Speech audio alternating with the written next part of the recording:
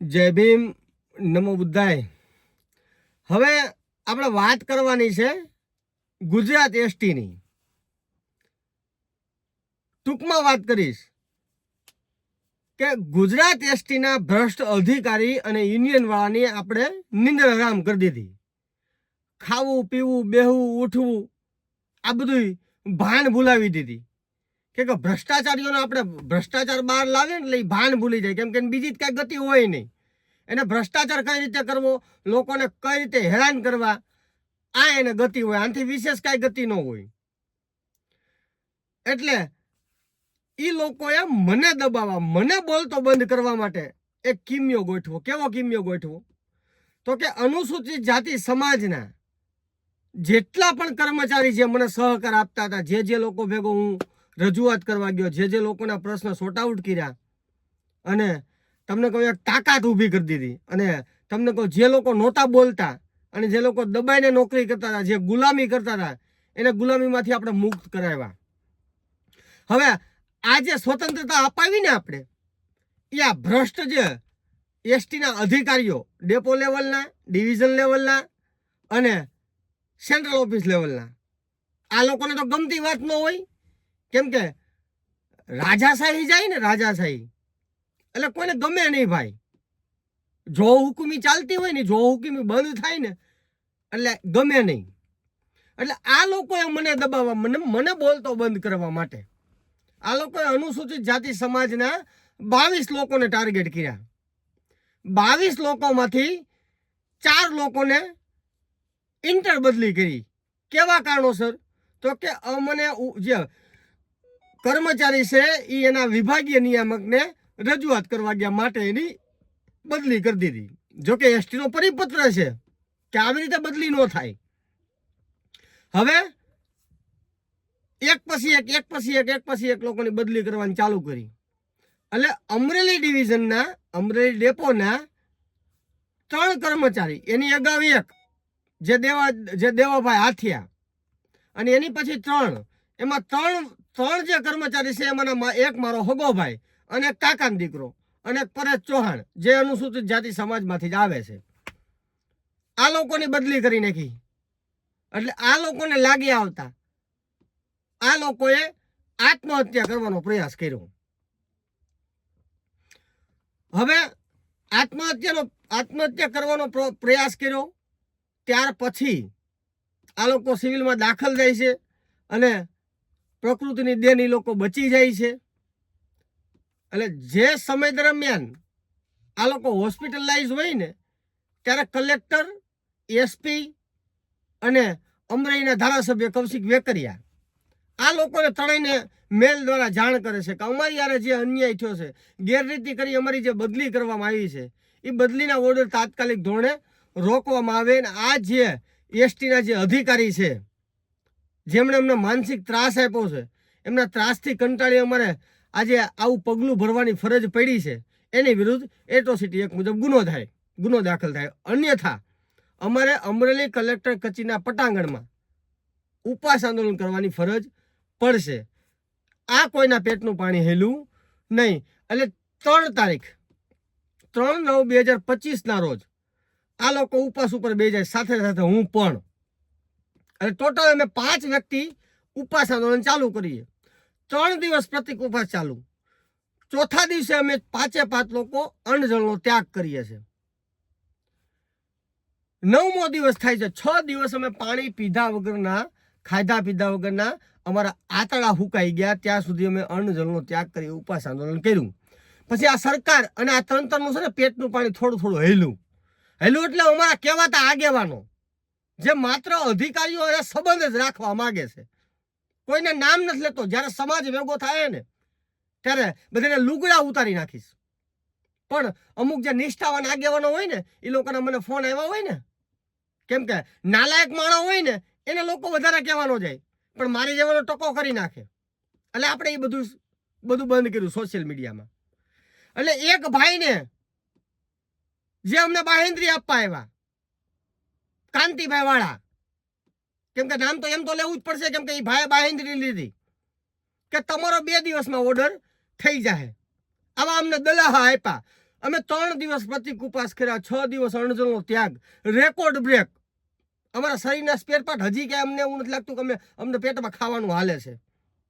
આવી પોઝિશન હજી હાલ સુધી અમારી છે.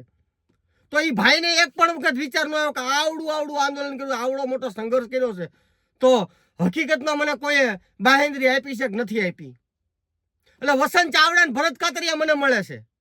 એ મને સ્પષ્ટ કહે છે કે કાંતિભાઈ વાળાને અમે મળ્યા. તો કાંતિભાઈ અમને એવું કીધું કે એના આંદોલનમાં મને બિલકુલ રસ હતો. No doubt. તો ભાઈ આ તો હરેક વ્યક્તિ પોતાની રીતે સ્વતંત્ર છે, કોઈને આપણે બળજબરી કરી શકીએ નહીં. પણ અમે આઈજી સાહેબને મળ્યા, ભરત કાતરિયા અને વસંત ચાવડા આવું કહે છે કે અમે આઈજી સાહેબને મળ્યા. તો આઈજી સાહેબ એવું કહે છે કે મેં કાંતિવાળાને એકે વખત એવું નથી કીધું કે તમે એને ઊભા કરી દો, અમે તમારી માંગણી સ્વીકારશું. તો કાંતિભાઈ હું લેવા કર્યું એ આપને કાંઈ ખબર નથી. એટલે હવે 2 દિવસ પછી પાછા કાંતિભાઈ આ લોકોને એવું કહે છે કે મારે એસટીના અધિકારી અને આઈજી સાહેબ વાત થઈ છે કે તમે આને રજૂ કરાવી દો. એટલે અમે બીજે દિવસે આ લોકોના ઓર્ડર રદ કરાવીને મૂળ જગ્યાએ અમરેલી ડેપોમાં લઈ લેશું. કોઈ બનાવ કોઈ જાતનું કાંઈ બન્યું નહીં. ઉલટા એ લોકોને મૂંઝવણમાં મૂકી દીધા, કેમ કે આ લોકોને કાંઈ ખબર પડતી નથી. આગેવાનો બનીને બેઠા છે કે આની પછીના પગલાં શું લેવા છે, આ લોકોની નોકરી ઉપર કેવું અસર પડશે, આ લોકોની નોકરી જોખમમાં મુકાય, આ લોકોને આજીવનનો રોટલો છીનવાય, એનાથી આ લોકોને કાંઈ લેવા દેવા હોતા નથી. એને તો બસ અધિકારીઓને મેળા પીપળા થવા પડે, અધિકારીઓની નજરમાં આ લોકો હારા થવા પડે. એટલે આ બધા ગોટાળા પૂરા થયા. એટલે સમાજના ઘણા ખરા નિષ્ઠાવાન આગેવાન હોય ને, આપણે એક જાહેરાત કરી કે આપણે આ બાબતે કલેક્ટરને આવેદન આપવું છે. એટલે ઘણા ખરાના ફોન આવ્યા, ઘણા ખરો છે રાજકોટ, મોરબી, તમને કહું રાજુલા, ઉના, આ બધા અમુક જગ્યાએ જે નિષ્ઠાવાન આગેવાનો હતા ને, એ લોકો બધા આપણે સહકાર દેવા આવેદન દેવા આવ્યા. પણ જે લોકોને માત્ર અધિકારીઓને મેળા પીપળા કરવાતા અને માત્ર ખાલી જે આંદોલનકારી છે એને ખોટી રીતે ભોળાપણામાં લઈ અને ઊભા કરી પોતાની નામના મેળાવેથી બધા ઘરે બેઠા રહ્યા. એટલે આપણે આવેદન કલેક્ટરને આપ્યું કે હજુ તમે અમારી 15 દિવસમાં જો અમારી માંગણી સંતોષશો નહીં તો અમારે આગળ ફરીવાર આંદોલન કરવાની ફરજ પડશે. હાલ સુધી કોઈ કાર્યવાહી થઈ નથી. આ વિડીયો બનાવવાનું કારણ એ છે કે આપણે 6/10/2025 રોજ કલેક્ટરને આવેદન આપીએ છીએ. આ આવેદનનો કોઈ કલેક્ટર કોઈ આપને જવાબ આપતું નથી. આપણે કૌશિકભાઈ વેકરિયાને અઢળક રજૂઆત કરી, ભરતભાઈ સુતરિયાને અઢળક રજૂઆત કરી, જ્યાં લેટર લખાતા હતા ત્યાં લખ્યા. પણ અમારો જે મુદ્દો છે એ મુદ્દામાં કોઈને તથ્ય લાગ્યું નહીં કે આ ઓર્ડર હકીકતે ગેરકાયદેસર રીતે થયા છે. કેમ કે આ લોકોને બધાને સાચું જ લાગે છે. કેમ કે એસટીની અંદર અમુક આ રાજકીય લોકો છે એના અમુક પાગ્યા રહેશે, જે માનીતા લોકો છે.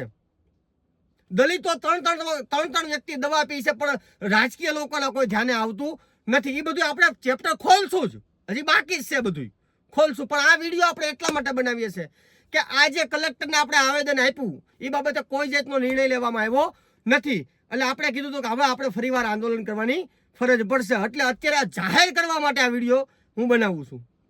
આવનારા સમયમાં જો હજી 2-5 દિવસ કે 7 દિવસની અંદર જો આ બાબતે કોઈ તટસ્થ નિર્ણય લેવામાં નહીં આવે તો હવે આપણે કલેક્ટર તો રાજકીય લોકોનું માને છે એટલે એ કાંઈ આપણું કામ કરે એમ છે નહીં. એટલે હવે આપણે મેન ગુજરાતના જે તમને કહું મુખ્યમંત્રી કહેવાય અને જે કાંઈ તકલીફ હોય છેલ્લે આપણે એને જ કહેવા જવું પડે.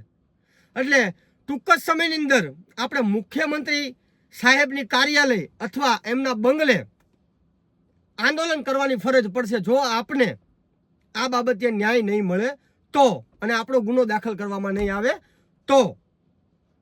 એટલે ટૂંક જ સમયની અંદર તારીખ વાઇઝ કઈ રીતે આંદોલન કરવા જવાનો છું, બસ હું એક જ જવાનો છું, કોઈ કર્મચારી નહીં. બધાને આપણે ના પાડી દીધી છે કે નહીં લડવું મરવું તો હું એકલો. તમારા માટે લડવાની મારામાં તેવડ છે. તમારે કોઈને ક્યાંય આંદોલનમાં આવવાની જરૂર નથી. હું એકલો કાફી છું. કેમ કે મેં તો સર્વસ્વ સમાજની માટે અર્પણ કરી દીધું છે કે કદાચ મરી જવું પડે તો કુરબાન છે. આપણે ખાલી નામના મેળવવા માટે સામાજિક કામ નથી કરતા. બાબા સાહેબ આંબેડકરની વિચારધારા નામના મેળવવા માટેની નથી, અધિકારીઓ આરે સંબંધ રાખવા માટેની વિચારધારા આપણી નથી.